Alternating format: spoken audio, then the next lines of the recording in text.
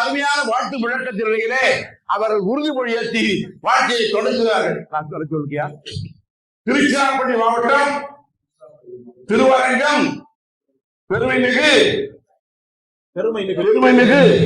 MRS என் குடும்ப கடமைகளை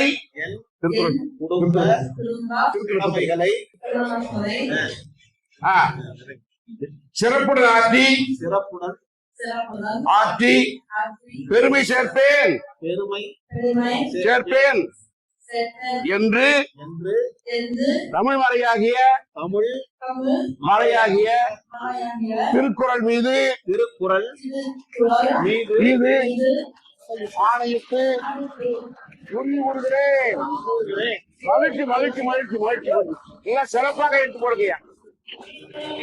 மகிழ்ச்சி மகிழ்ச்சி. பெரியவர்களே, நான் கொஞ்சம் கலந்து கொண்டிருந்தேன். எப்படி அப்புறம் சொல்லுங்க. அருமை அருமை. பெரியவர்களே, குறுந்தொகை என்ற சங்க இலக்கிய பாடல் எனக்கு நினைவு கூறுகிறது. யாயும் யாயும் யாராகியரோ எந்தையும் முந்தையும் எம்மூரை கேளில் யாரும் நீயும் எவ்வழி அறிவும் செம்புற பெயர்நீர் போல அன்புடை நெஞ்சம் தான் கலந்தனரே என்று செம்புற பெயர்நீரார் என்ற பெரும்புலவர் குறுந்தொகையிலே பாடியிருக்கிறார்.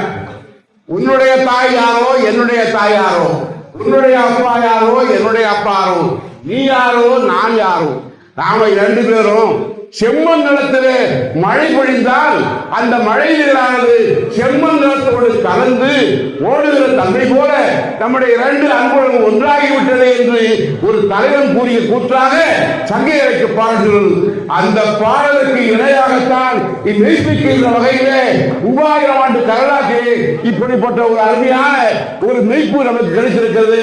இவர்கள் பல்லாண்டு எல்லா நிலத்துடனும் வாழ வேண்டும் என்று சொல்லி மேலும் சில சொல்லுவேன்.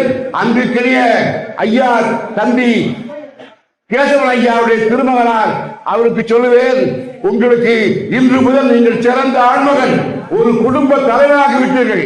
குடும்ப தலைவராக விட்ட நீங்கள் ஒருமை மகளிரை போல பெருமையும் தன்னைத்தான் கொண்டொழியல் உண்டு என்று திருவள்ளுவர் சொல்லுவார். கற்பு என்பது பெண்ணுக்கு மட்டுமல்ல ஆணுக்கும் உண்டு என்ற கருத்தை சொல்லுகிறார். அதை நன்றாக தெரிந்து கொள்ளுங்கள்.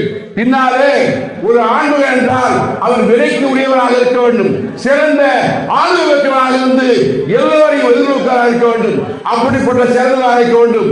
உங்களை ஏற்றுக்கொண்ட அந்த பெண் திருமண வகையிலே நம்பி நங்கை என்று சொல்லுவார். நம்பி என்றால்